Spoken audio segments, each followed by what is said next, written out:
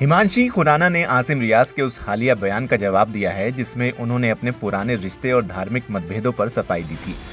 जहां आसिम ने इस बात से इनकार किया कि उन्होंने हिमांशी से धर्म बदलने के लिए कहा था और लोगों से धर्म का इस्तेमाल हथियार की तरह ना करने की अपील की।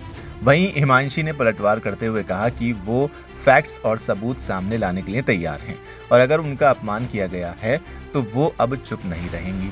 हिमांशी खुराना ने अपने ब्रेकअप पर आसिम की सफाई पर रिएक्शन देते हुए कहा, मैंने हमेशा अपनी पर्सनल जर्नी को सबके सामने लाते समय सम्मान और सावधानी बरती है।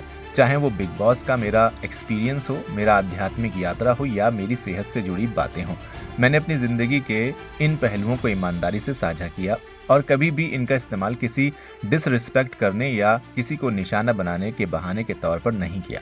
मैंने कभी नहीं कहा कि ज़बरदस्ती धर्म परिवर्तन हुआ था। लोगों और मीडिया ने ये नैरेटिव बनाया। उन्होंने सबूत शेयर करने के बारे में चेतावनी देते हुए कहा, हालांकि जब मेरी सेहत का मजाक उड़ाया जाता है और मेरे स्ट्रगल पर सवाल उठाए जाते हैं तो मुझे लगता है कि अब एक सीमा तय करने का समय आ गया है। अगर हम सबूतों की बात करने जा रहे हैं तो आइए हर चीज़ पर बात करें। मैं धर्म परिवर्तन से जुड़े मामले और हाँ, मेरे साथ हुई हिंसा से जुड़े फैक्ट, सबूत, सीसीटीवी फुटेज, रिकॉर्डिंग, उम्मीद है आपको 27/11/2023 की वो सुबह याद होगी, शेयर करने के लिए तैयार हूँ।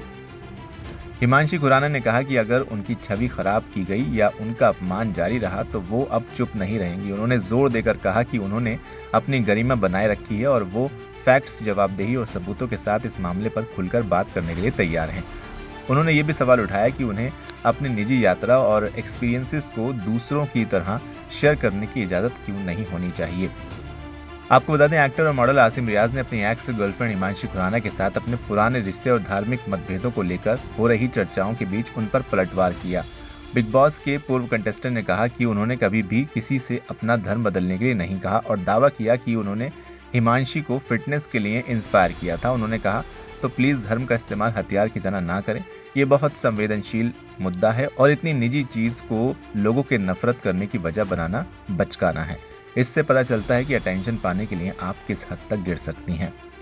आसिम का ये पोस्ट हिमांशी के पारस से छाबड़ा के पॉडकास्ट में आने और आसिम का नाम लिए बिना अपने पुराने रिश्ते के बारे में बात करने के कुछ दिन बाद आया है। फिलहाल आपका क्या कहना है इस पूरी कंट्रोवर्सी को लेकर? कमेंट सेक्शन में हमें लिखकर ज़रूर बताएं। वीडियो को लाइक करें, शेयर करें और चैनल को सब्सक्राइब करना बिल्कुल न भूलें।